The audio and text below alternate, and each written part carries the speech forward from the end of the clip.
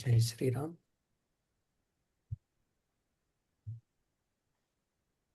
प्रार्थना करेंगे। गुरुर्ब्रह्मा गुरुर्विष्णु गुरुर्देव महेश्वरा गुरुर्साक्षात् परब्रह्म तस्मै श्री गुरुवे नमः। तस्मै श्री गुरुवे नमः। ओम शांति शांति। यूनिवर्सल प्रार्थना। O hidden light O hidden light, Who hidden light, vibrant in vibrant in vibrant in every atom. every atom. every item. O hidden light O hidden light, Who hidden light, shining in shining in shining in every creature. every creature. every creation. O hidden love, O Who hidden hidden love, love, embracing embracing embracing all in oneness. all in all in oneness. one. May all who May all May who all who feel themselves feel feel themselves themselves as one with thee as as one with one thee, know they are know know they they are are, therefore therefore therefore one with every other. one one with with every a other. हे गुप्त जीवन, Hey हे Gupta गुप्त Jiva, जो हर परमाणु में जो जो हर हर परमाणु जो में स्पंदित है। इस स्पंदित पंडित है हे गुप्त प्रकाश, हे हे गुप्त गुप्त जो हर जीव में जो जो हर हर जीव जो में चमक रहा है। चमक रहा चमक है। रहा हे गुप्त प्रेम, हे गुप्त हे प्रेम, हे जो सबको जो जो जो सब सब सबको एकत्व में एक एकत्व एकत्र में समेटे हुए हैं। समेटे समेटे हुए, जो भी स्वयं को जो जो जो भी भी सो तेरे साथ तेरे तेरे साथ साथ एक रूप महसूस करे, एक एक रूप रूप में करे करे, वे जान ले कि वे ये जान, जान वे अन्य सभी के साथ वे ये अन्य अन्य वे अपने साथ साथ भी एक है। भी भी एक है। एक एक है। आत्मा धन। अभी हमारी जो किताब है इसका नाम है थियोसॉफी की कुंजिका, the key to theosophy. HP. Blavatsky ने लिखी है और इसका अनुवाद किया है रघुवीर शरण गुप्ता जी ने। तो अभी हम आगे अध्याय 13वां अध्याय तक आ गए हैं। थियोसॉफिकल सोसाइटी के संबंध में भ्रांत धारणाएं इधर तक आ गए। आई थिंक ये हो जाएगी। अभी मैंने दी नहीं ना, पुस्तक देगा दूंगा करके। चक्रा का एक पुस्तक है बोल रहा था चित्रा जी ने, देखेंगे लिखेंगे आज नहीं तो ये कल खत्म हो जाएंगे।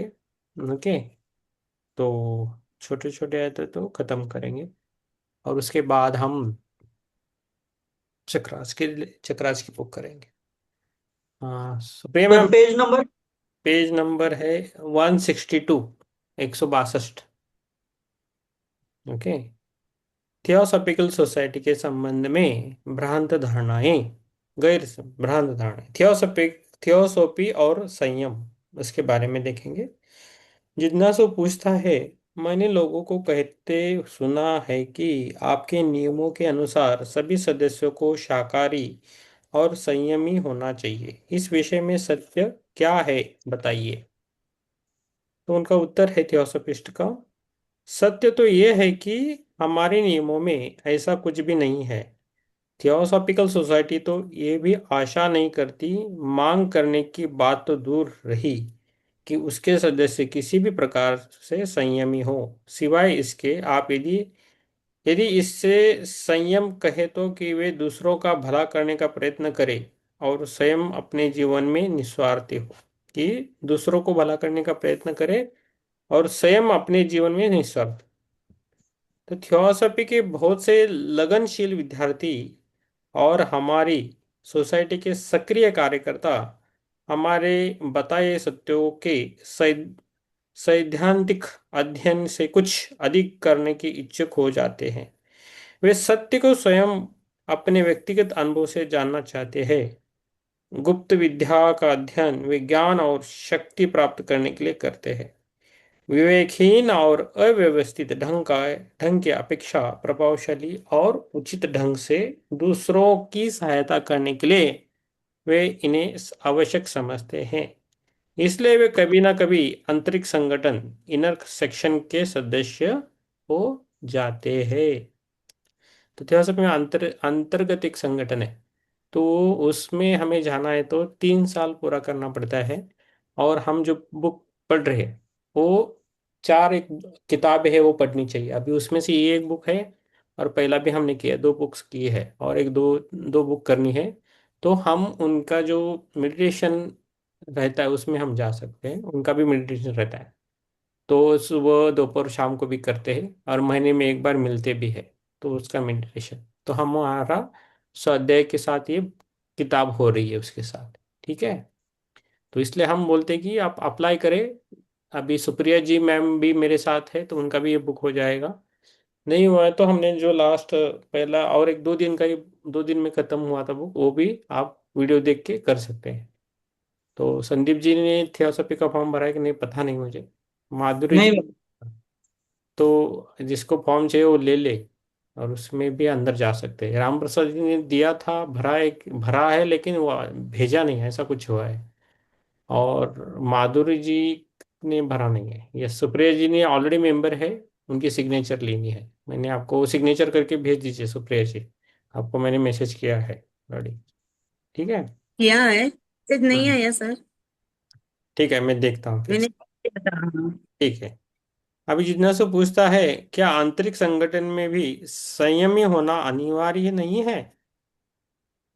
तो अंतर की जो संगठन है उसमें जाना है क्या नहीं, उसके लिए बोल रहे हैं।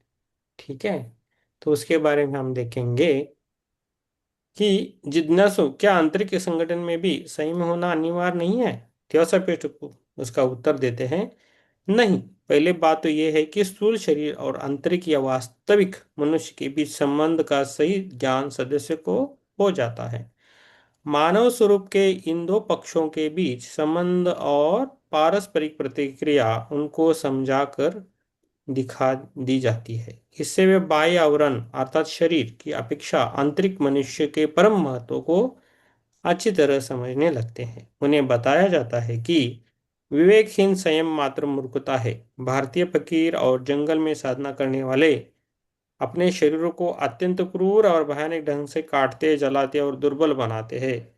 अपने आप को यंत्रणा लेने का उनका उद्देश्य स्वार्थपूर्ण होता है, जैसे संकल्प शक्ति विकसित करना। परंतु सच्चे आध्यात्मिक या थियोसॉफिकल विकास के लिए ये पूर्णतः निरर्थक होते हैं।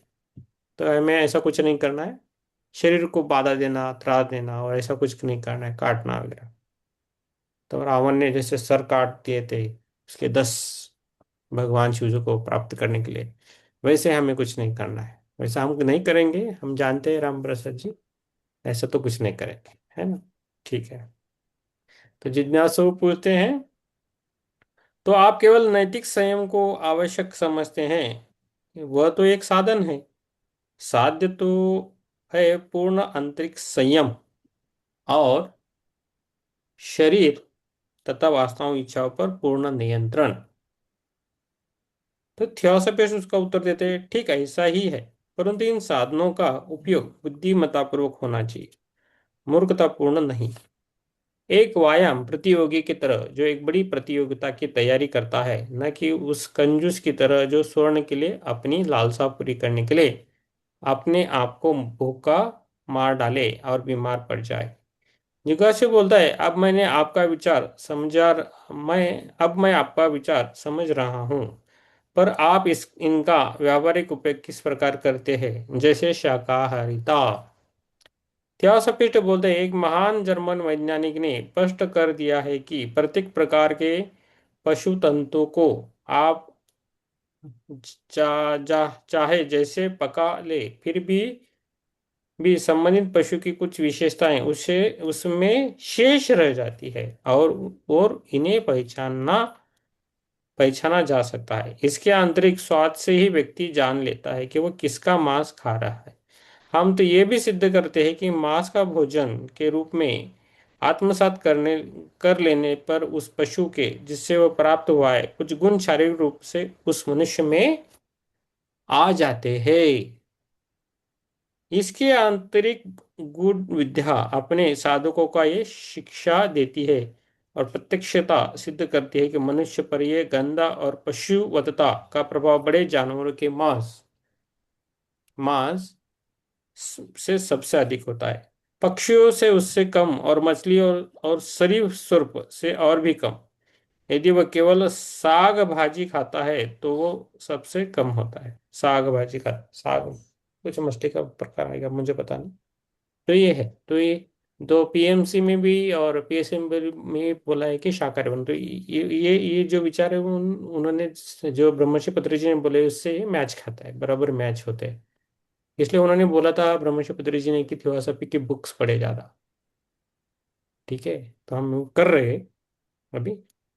ठीक है, अभी जिज्ञासु पूछते तब तो अच्छा है कि वो खाए ही नहीं।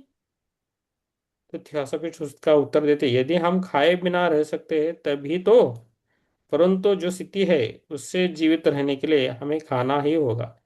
इसलिए हम लगनशील विद्यार्थियों को वास्तव में ऐसा भोजन करने की सलाह देते हैं जो उनके शरीर और मस्तिष्क पर सबसे कम बोझ डाले और उनके अंतर्बोध उनकी आंतरिक क्षमताओं और शक्तियों के विकास से कम बाधक हो। आपको स्पष्ट हो जाना चाहिए कि हम इस संबंध में कोई कड़े प्रतिबंध नहीं लगाते। बस स्मरण रहे कि सभी बातों में हमारा दृष्टिकोण तर्कपूर्ण होता है, कट्टरता का नहीं। यदि अव्यवस्था या पुरानी आदत के कारण व्यक्ति मांस खाए बिना नहीं रह सकता तो वह अवश्य खाए। यह कोई अपराध नहीं है, इससे केवल उसकी प्रगति में थोड़ी बाधा पड़ेगी।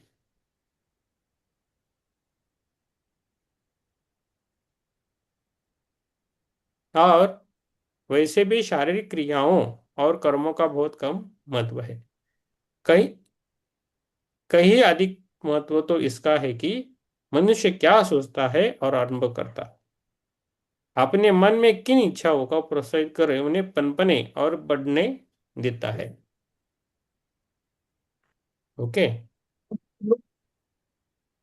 ओके। जिज्ञासु, मदिरा और शराब के बारे में मेरी समझ से आप लोगों को इन्हें न पीने की सलाह देते हैं। अभी थियोसॉफिस्ट बोलते हैं शराब तो मनुष्य के नैतिक और आध्यात्मिक विकास के लिए मांस से भी बुरी है। किसी भी प्रकार की शराब का सीधा और बहुत ही हानिकारक प्रभाव मनुष्य की मानसिक अवस्था पर पड़ता है। शराब पीना आंतरिक शक्तियों के विकास के लिए हशीश, अफीम या इसी प्रकार के मादक द्रव्य के लिए लगातार सेवन ही अपेक्षा थोड़ा कम हानिकारक होगा। तो क्या बोलते हैं, शराब तो मनुष्य के नैतिक और आध्यात्मिक विकास के लिए मांस से भी बुरी है। किसी भी प्रकार की शराब का सीधा और बहुत ही हानिकारक प्रभाव मनुष्य के मानसिक अवस्था पर पड़ता है। शराब पीना आंतरिक शक्तियों के विकास के लिए हशीश, अफीम या इसी प्रकार के मादक द्रव्य के लगातार सेवन की अपेक्षा थोड़ा कम हानिकारक होगा। तो ऐसा कुछ नहीं करना है बोल रहे हैं। ओके, तो अभी है ना, उसके आगे जाएंगे।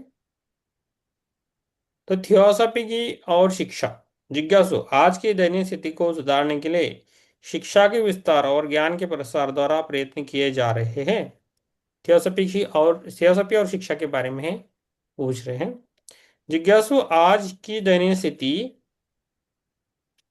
सुधारने के लिए शिक्षा के विस्तार और ज्ञान के प्रसार द्वारा प्रयत्न किए जा रहे हैं। थियोसॉफिस्ट, आने वाली पीढ़ियां अपने इस ज्ञान के प्रसार के लिए शायद ही धन्यवाद दे। आपकी वर्तमान शिक्षा भी शायद ही बेचारे भूखों का अधिक भला कर सके। वर्तमान शिक्षा का वास्तविक उद्देश्य क्या है? क्या ये मन को सही दिशा में विकसित करना है? क्या अपने अधिकार से वंचित और अभागे लोगों को कर्म द्वारा निर्धारित जीवन भार को साहस के साथ वहन करना सिखाना है? क्या उनकी संकल्प शक्ति को दृढ़ करना है? क्या उनमें अपने पड़ोसी के प्रति प्रेम और मानसिक निर्भरता और बंधुत्व की भावना जागृत करना है और इस प्रकार व्यावहारिक जीवन के लिए चरित्र निर्माण करना है? इनमें से कुछ भी नहीं। परंतु निस्संदेह यही सच्ची शिक्षा के उद्देश्य है, क्योंकि कोई भी इसे अस्वीकार नहीं करता। आपके शिष्य की शिक्षा शास्त्र भी इसे स्वीकार करते हैं, परंतु वास्तविक परिणाम क्या है? वर्तमान शिक्षा उद्देश्य परीक्षा पास करना रह गया है, और सारी पद्धति युवाओं के एक दूसरे के प्रति ईर्ष्या, द्वेष, घृणा आदि ही बढ़ती है। तो ये प्रश्न है ना, फिर से पढ़िए सचिन, संदीप, थियोसॉफिस्ट का ये प्रश्न है ना, फिर से पढ़े और पढ़िया, थियोसॉफी और शिक्षा। थियोसॉफी और शिक्षा। जिज्ञासु आज की दयनीय स्थिति को सुधारने के लिए शिक्षा के विस्तार और ज्ञान के हम्म। थियोसॉफिस्ट आने वाली पीढ़ियां आपके इस ज्ञान के प्रसार के लिए शायद ही धन्यवाद दे।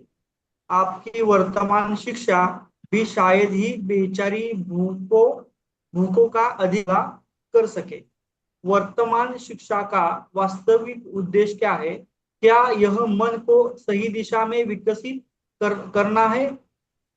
क्या अपने अधिकार से वंचित और अभागे लोगों को कर्म द्वारा निर्धारित जीवन भार को साहस के साथ वहन करना सीखना है? क्या उनकी संकल्प शक्ति को दृढ़ करना है? क्या उनमें अपने पड़ोसी के प्रति प्रेम और पारस्परिक निर्भरता और बंधुत्व की भावना जागरूक करना है? और इस प्रकार व्यवहारिक जीवन के लिए चरित्र निर्माण करना है? इनमें से कुछ भी नहीं, परंतु निसंदेह यह सच्ची शिक्षा के उद्देश्य है। कोई भी इसे अस्वीकार नहीं करता। आपके शिक्षा शास्त्री भी इसे स्वीकार करते हैं, परंतु वास्तविक परिणाम क्या है? वर्तमान शिक्षा का उद्देश्य परीक्षा पास करना रह गया है, और सारी पद्धति से युवाओं में एक दूसरे के प्रति ईर्ष्या, द्वेष, घृणा आदि ही बढ़ती है। ओके, ठीक जिज्ञासा। ठीक ठीक है। अभी ये समझ में आया ना संदीप जी? हाँ, थोड़ा बहुत समझ में आया सर। ओके। तो आने वाली पीढ़ी आपके इस ज्ञान के प्रसार के लिए शायद ही धन्यवाद दे, आपकी वर्तमान शिक्षा या कि शायद ही बेचारे बुकों का अधिक भला कर सके। देखो, ये डायरेक्टली पेट तो नहीं भर सकती, लेकिन आत्म शांति, आत्मा आनंद देती है ये चीजें। ठीक है, तो अपने आप अपना अच्छा होने लगता है। आपकी शिक्षा शास्त्र भी इसे स्वीकार करते हैं, परंतु वास्तविक परिणाम क्या है? वर्तमान शिक्षा का उद्देश्य परीक्षा पास करना रह गया है, और सारी पद्धति युवाओं में एक दूसरे के प्रति ईर्ष्या, द्वेष, घृणा आदि की ही बढ़ती है। तो उस टाइम के बोल रहे, अभी भी वैसी स्थिति है। तो हमें, जब हम कोई भी ध्यान करें, कोई भी मेडिटेशन करें, तो उसका असर हम पर होता है। आप छोटे बच्चे हो या बूढ़े हो, उन सब में ये असर होता है। आपके लिए जो आवश्यक चीजें हैं वो आपको मिलने लगती है। आपका शरीर को पता है आपको क्या चाहिए, आपको खुद को ही पता रहता है, अंदर जब सबकॉन्शियस माइंड को सब पता रहता है। लेकिन हमारा उनका जो रिलेशन है वो खत्म हुआ होता है, तो हम ध्यान से उसको बढ़ाते हैं। अंदर से ही आवाज आने लगती है, मुझे क्या करना चाहिए, क्या नहीं करना चाहिए, तभी वो हो जाएगा।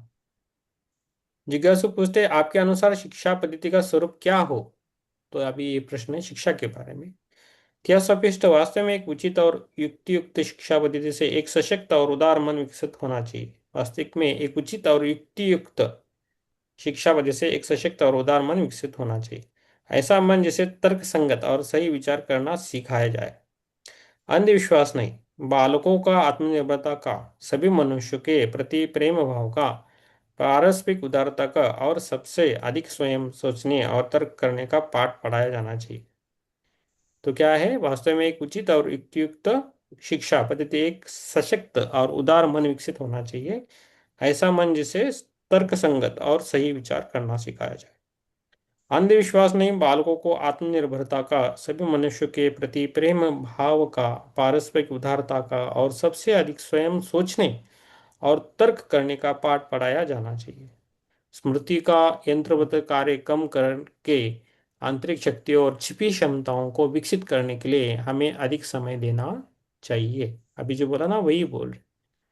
हम प्रत्येक बालक को एक इकाई मानकर उसको शिक्षा दें, ताकि उसकी शक्तियों का सामंजस्यपूर्ण और समान रूप से विकास हो सके। उसकी विशेष योग्यताएं स्वाभाविक ढंग से विकसित हो सके। हमारा लक्ष्य होना चाहिए स्वतंत्र स्त्री पुरुष तैयार करना जो भौतिक रूप से स्वतंत्र हो, तो उसकी विशेष योग्यताएं स्वाभाविक ढंग से विकसित हो सके। हमारा लक्ष्य होना चाहिए स्वतंत्र स्त्री पुरुष तैयार करना जो भौतिक रूप से स्वतंत्र हो, नैतिक रूप से स्वतंत्र हो, सब प्रकार से पूर्वग्रहों से मुक्त हो और सबसे महत्वपूर्ण निस्वार्थ हो। और हमारा विश्वास है कि इसमें से बहुत कुछ उचित और सही थियोसॉफिकल शिक्षा से प्राप्त किया जा सकता है। तो क्या बोलते हैं कि जो भौतिक रूप से स्वतंत्र हो, नैतिक रूप से स्वतंत्र हो, सब प्रकार से पूर्वाग्रहों से मुक्त हो और सबसे महत्वपूर्ण निस्वार्थ हो। और हमारे विश्वास है कि इसमें से बहुत कुछ उचित और सही थियोसॉफिकल शिक्षा से प्राप्त किया जा सकता है। ठीक है, तो ये है। तो अभी इधर रुकेंगे, कल हम देखेंगे थियोसॉफिकल महात्मा के बारे में। आज कल गुरुवार भी है, वो करेंगे। ठीक है, तो बहुत अच्छा है इसमें। ओके, है ना? तो ध्यान करेंगे। आज जल्दी है, 1 घंटे का ध्यान करवाता हूँ ये इसका श्रेयान डागाजे का। तो देखें कौन सा भी होता है। ठीक है, आप ध्यान में बैठिए आराम से। किसी कुछ पूछना है तो पूछ सकते हैं, 2 मिनट 1 मिनट में। किसी कुछ पूछना है क्या? यस, आराम से बैठे अपने अपने स्थानों पर। राम प्रसाद जी बहुत खुश हो गए, जल्दी आज हो गया, ध्यान के लिए टाइम ज्यादा मिलेगा। कम से कम पढ़े, ज्यादा ध्यान करे ऐसा बोलते हैं। लेकिन बाकी सब समय आप ध्यान कर सकते हैं, तो किताब भी हो जाएगी 1-2 दिन में। ठीक है, आराम से बैठे।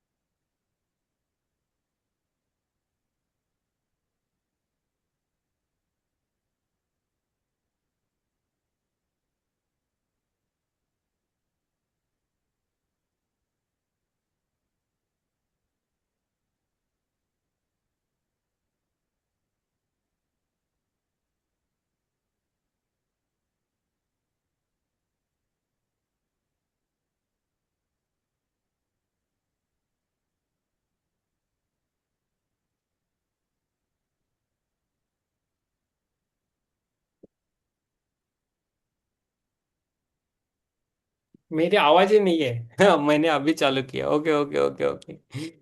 मैंने वो ऑन ही नहीं किया था वो, और मैं बोल रहा था। और आप समझ रहे थे। अच्छा कनेक्शन है अभी। बिना बात सुने आप समझ रहे हैं। धन्यवाद दोनों का भी, सुप्रिया जी और राम प्रसाद जी। संदीप जी बाहर आना है।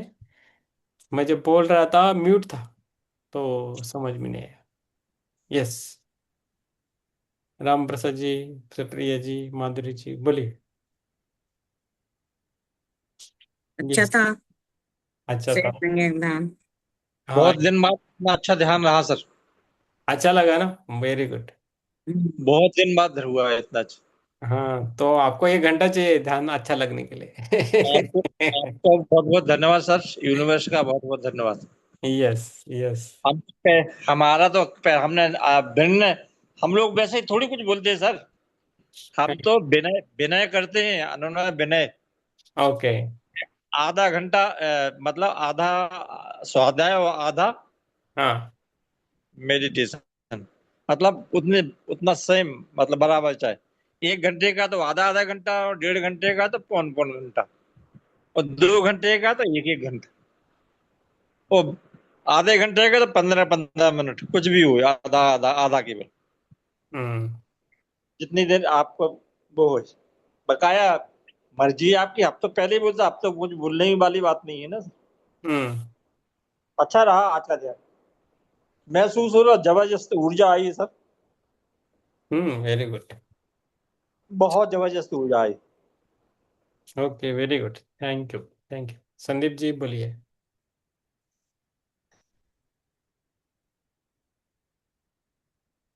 अनम्यूट करें।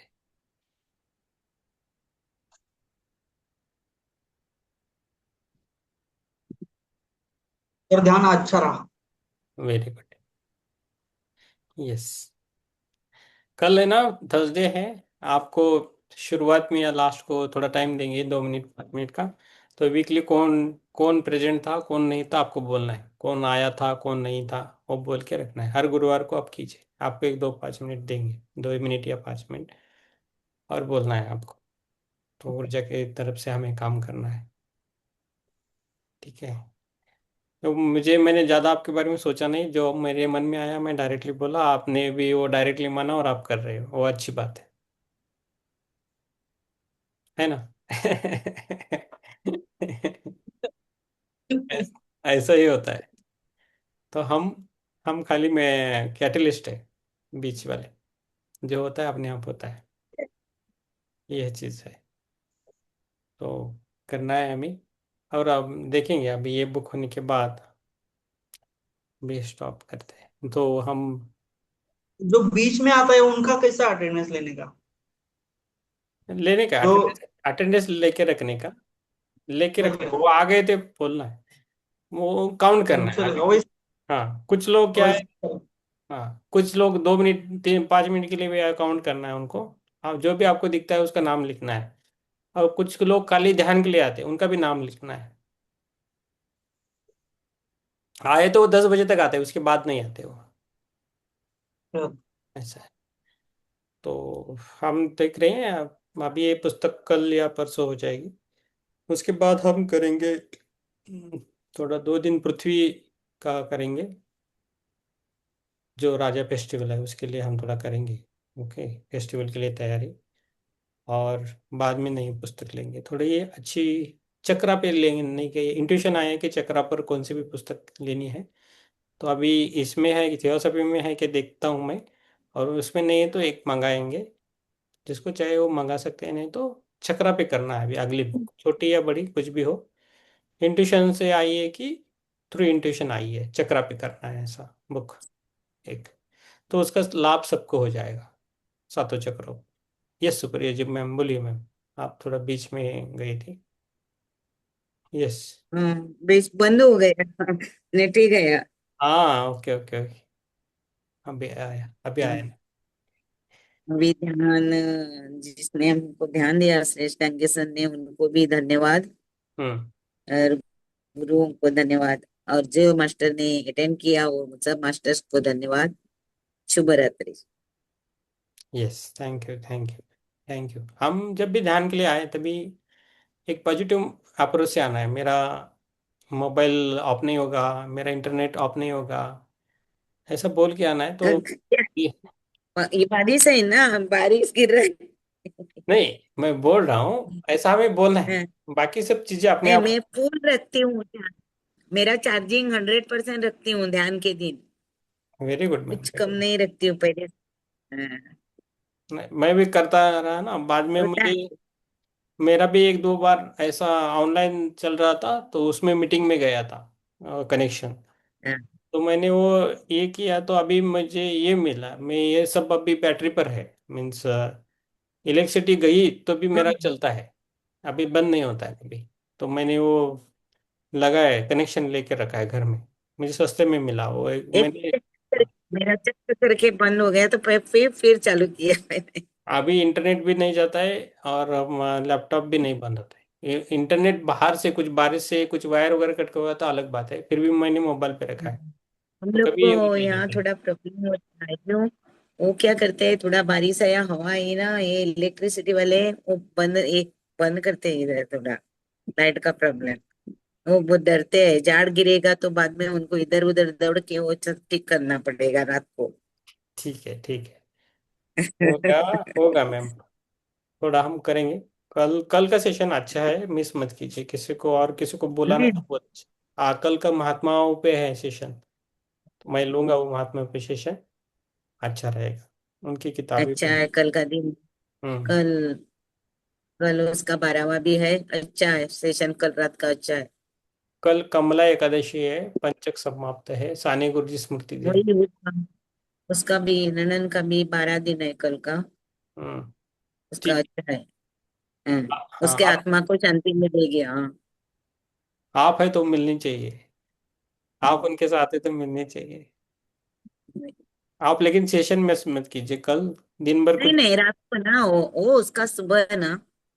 हाँ, रात- तो किसी के भी कारण मैक्सिमम सेशन मत मिस कीजिए, कोई भी कारण, बहुत कुछ भी आपकी सिवाय कुछ भी नहीं होगा किसी का, तब वो मिस कीजिए, नहीं तो सेशन को मिस मत कीजिए। ये आपके लिए है सेशंस। नहीं नहीं आपको पता नहीं होगा इसके जो बेनिफिट्स है ना, आपको धीरे धीरे समझ में आएंगे। आप अभी कैसे हो, एक महीने के बाद कैसे हो जाओगे आप, और वो बाद में समझ में आएगा, इसलिए हम बोलते हैं कि डायरी लिखो, समझ में अभी आएगा। वो फॉर्म भेजेंगे बोल रहे थे ना मुझे साइन के लिए।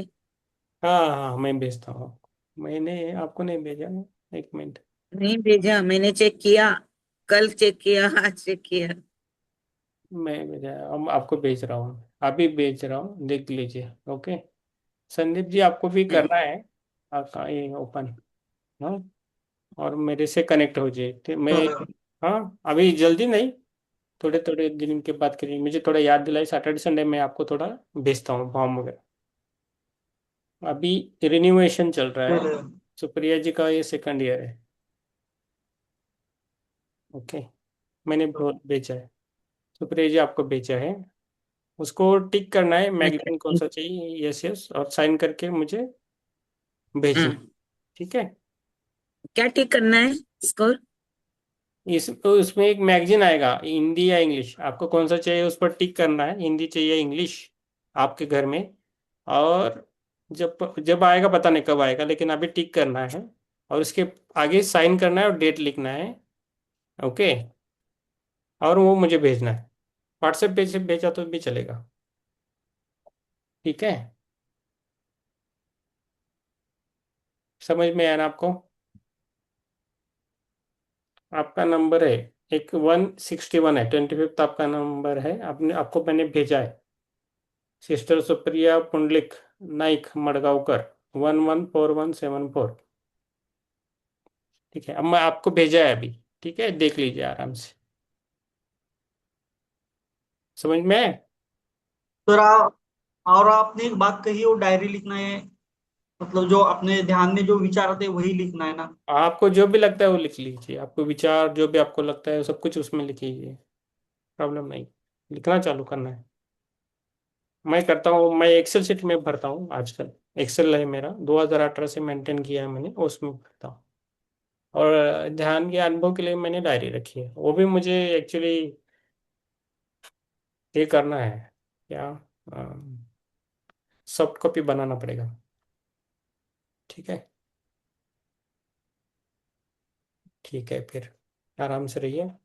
हाँ, प्रार्थना करनी है, वो दोनों गए। चलो प्रार्थना करेंगे हम। ओम सर्वे सुखिनः सन्तु, सर्वे सन्तु निरामया, सर्वे भद्राणि पश्यन्तु, मा कश्चित् दुःखभाग् भवेत्। ओम शांति शांति शांति। यस, सबको शुभ रात्रि, कल मिलेंगे। Thank you.